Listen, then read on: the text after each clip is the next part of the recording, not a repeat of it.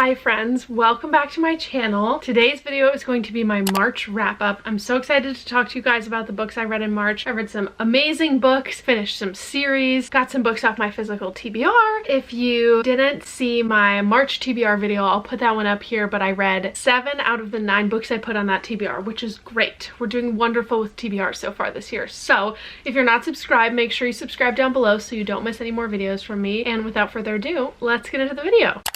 Quick stats before I talk you through the books. In March, I read 11 books. 6 of them were books off of my physical TBR. 3 of them were books off of my top TBR. I read 9 fiction books and 2 non-fiction books, and you'll see genres as I go through them. But overall, a great reading month. I had a few 5 stars. Not really too many disappointments this month. So we're just gonna go through these books in chronological order. I'll let you know what I think, which means we are starting with Children of Virtue and Vengeance.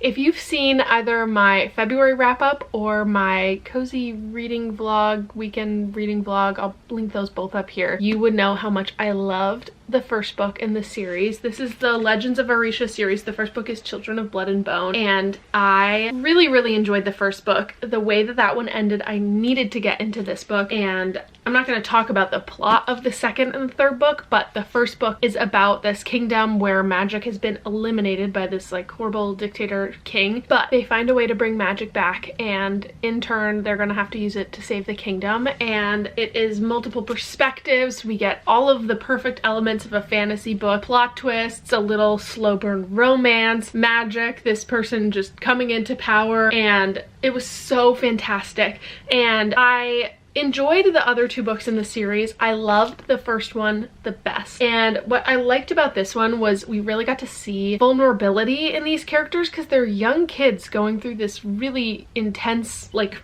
world-changing experience, and what they deal with is pretty heavy, and so I really appreciated the added characterization in this book. So I rated this one a 4.5. And then I read Children of Anguish and Anarchy, which is the last book in the trilogy, and I rated this one a 4.25. I didn't love it as much. One thing I really enjoyed about that book was the audiobook was read by Cynthia Erivo, which was really cool, and I thought that it was a good conclusion to the series. I feel like each book stood alone really well. There were no filler books, which is a big plus. Most of the excitement for me happened in the first book, and I enjoyed reading the second and third books and following along with the characters, but I enjoyed the first book most. So that's a little wishy-washy because I can't tell you too much of the plot since they're further on in the series, but those are my thoughts on the last 2 books in the Legends of Orisha series. So excited for the movie to come out, or TV show, whatever it's going to be, and I would definitely recommend you pick them up. The next book I finished in March was In the Time of the Butterflies by Julia Alvarez. I rated this one 5 stars. I so enjoyed this book. It took me way too long to pick this one up, and I'm so glad that I finally did because I loved it. And I should have known that I would love it, but it follows these 4 sisters who lived in the Dominican Republic in the 40s, and they were all in their own ways starting to get involved in the resistance against Trujillo, who was a dictator in their country in that time. The chapters are divided by the sisters, so they each get their own chapter. It moves forward through time, and you start the book knowing that only one of them is still alive, but you don't know what happens to the other ones until the end of the book, and they go through so much. I really enjoy reading historical fiction books about women in resistance to whatever the situation may be. The Nightingale is a perfect example of a book that has those themes, and this is definitely telling a story that I didn't really know anything about. What I enjoy about books like that is seeing how in times of need people are willing to put so much of their own personal life on the line for their country because they believe in the possibility of a better future for their country and for their children, and that was very well shown and developed in this book. The writing was phenomenal. I loved the characters. The audiobook was really great, and I would absolutely recommend this book. The next book I finished was Project Hail Mary by Andy Weir. I don't want to say too much about this book because I feel like it is best if you go in blind, and it is basically about a man who is stuck in space. You are getting his current situation, and then you are also getting what happened leading up to him going to space. And the characters in this book are wonderful. I think that there was a little bit too much math and science, like really getting into the weeds of that stuff for me. If you're a STEM person, I think that you would enjoy that part a lot more than I did. But Andy Weir just writes such fun and witty characters, and I'm so excited to see this one turn into a movie. I think it's coming out next year with Ryan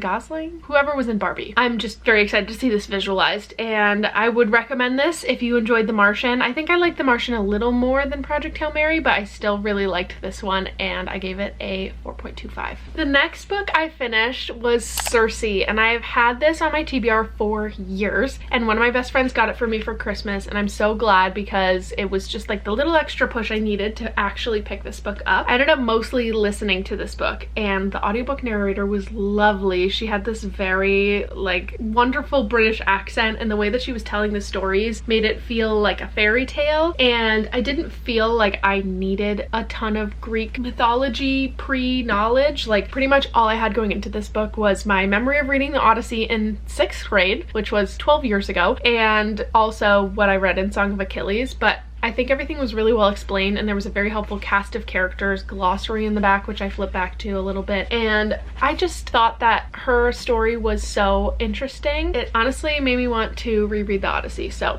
I'm a little nervous about that because it's a really chunky book, but I could pick it up again. So anyway, I really enjoyed her story. It was very powerful. I really liked this one. I rated it 4.75 stars, and I would recommend it to most people, especially if you're a little nervous about reading like a Greek mythology based book. I didn't find this one to be challenging. The next book I read, which was my favorite book in March, was Good Dirt by Charmaine Wilkerson. This story was beautiful. I was just writing out my review for my Instagram post, which will be going up sometime this week, so make sure you follow me on Instagram. That's always linked down below. I thought that this one was genius, and this story follows a woman named Abby whose brother was murdered when she was very young, and this tragedy has sort of followed her through life. She's in this very small coastal New England town where everybody knows everybody's business, and her name and her family name is very connected to what happened. She's dealing with her own grief about that situation, but also doesn't like how much that follows her around. And at the beginning of this book, her fiance calls off the wedding the day of, and that leads her to spending a summer in France in this small little cottage that one of her friends owns. And you're getting that story of her in France sort of processing the grief of her relationship ending, and then you're getting the flashback of what happened when she was younger, when her brother got killed, and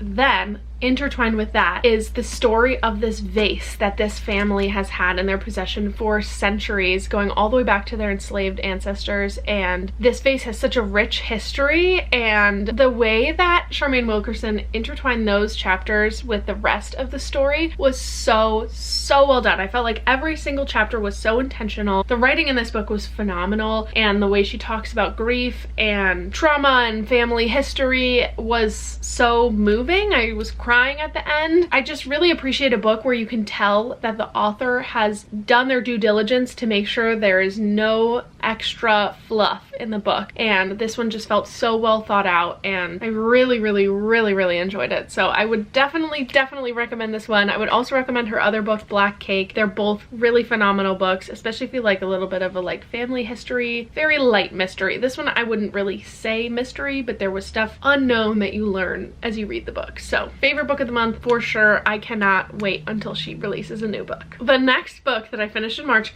was Sunrise on the Reaping, and I really enjoyed this book. I read it basically the day after it came out. I read it in one day. It was so exhilarating, and I felt like so included in what everybody was discussing online. I'm so excited for the movie to come out. It definitely was a book for the fans. Like in terms of a book standing alone, it wasn't like world's best book ever, but in the Hunger Games universe, it adds so much context to the original trilogy. I was just rewatching Catching Fire the other night and like crying at these parts that Sunrise on the Reaping had added context to, and every time Haymitch came up I was like, oh Haymitch, I know your story now. It was just so good. It felt very classic Hunger Games. Like I said, definitely a book for the fans, but if you read and loved Hunger Games, I would definitely recommend that you read this one. And Suzanne Collins knows what she's doing. She is not leaving any plot holes, any stone unturned, and I just so enjoyed this one. The next book I read, which is probably, if I were to pick a disappointment of the month, it was this one, is In the Lives of Puppets by TJ Klune. This is, which I didn't realize until halfway through the book, Pinocchio retelling about this human named Victor Lawson, and he is living with robots. His dad is a robot. He's unearthed and revived these robots from this trash heap nearby. This is set in a post-human world, and they all live out in the woods, so we don't really see much of this society and what's going on until like the end of the book. My problem with this was I felt like the difference between Victor as a human and the robots was not maybe well developed enough. I just felt like there was some weird, like, icky infantilizing maybe of one of the robots. It still had all of the TJ Klune like wit and whimsy that his other books do, and the last 50-100 pages I really enjoyed, which is also classic TJ Klune, a little bit slow in the beginning and then you really pick up at the end. And I don't think that it was a bad book. There were just some things that didn't quite sit right with me, and it's not my favorite TJ Klune book. But if you have read this book, let me know your thoughts in the comments. I'm curious about what other people are thinking about this one. I forgot to say, but I rated this one a 3.75. Okay, next book is The Anthropocene Review by John Green, and this is the only John Green book I haven't read until his book Everything is Tuberculosis came out a couple weeks ago, so definitely excited to read that one after reading his nonfiction book. This was so good, and I listened to the audiobook, and I always say if it's a memoir adjacent book, the audiobook is the way to go because you get it in the author's voice typically, and it was so nostalgic to listen to his voice tell me about fun facts and nonfiction things because I watched so many crash course videos through school. And basically this is a book full of chapters about random things, and at the end of each chapter he gives it like a 5-star rating, and it's in part a book of fun facts, a book about the human experience, and also memoir-like. He's inserting stories about himself in every chapter and sort of his connection to why he's talking about that specific thing, and it honestly felt like a memoir more than anything else. Maybe that's just what I was hearing from it, but it was so well done, and it made me want to go back and reread some of his YA stuff, which I read all of his YA books in middle school. He's just such a good author, and I definitely am going to get my hands on a copy of this sometime to own in my collection because I feel like it's a book that I could easily return to and read chapters here and there, and I just enjoyed it so much. So if you love fun facts, if you like John Green, I would recommend this book. It was so good. Okay, 2 more. The next book I read in March was Parable of the Talents. This is the sequel to Parable of the Sower, and actually I think this was supposed to be a trilogy, but Octavia Butler passed away before she could write the 3rd one, and I think that this one finishes really well. I can't quite picture what she would have done in a 3rd book. This format of this book compared to Parable of the Sower is told by her daughter, and her daughter is setting up each chapter with a like, this is what I was told the story to be, here's my mother's journals. And I thought that that was a really interesting way to tell the story, and I liked it even better than the first one. I felt like the journals after a while in the first book were getting a little bit clunky, and this one is definitely, I wouldn't say it's more intense than the first one. I think it was equally as intense as the first one. Honestly, nothing good happens in this book. Like, everything that happens in this book is just like one bad thing after the other. Similar to Parable of the Sower, it has so many moments that you're like, oh, this feels really familiar to what's going on today, and that bit of it was tough, but it was really well written. Octavia Butler was so smart, and also must have been a time traveler. I don't know. There's some stuff in this book that I'm like, how could you have written this in the 90s? But it's like literally happening today, or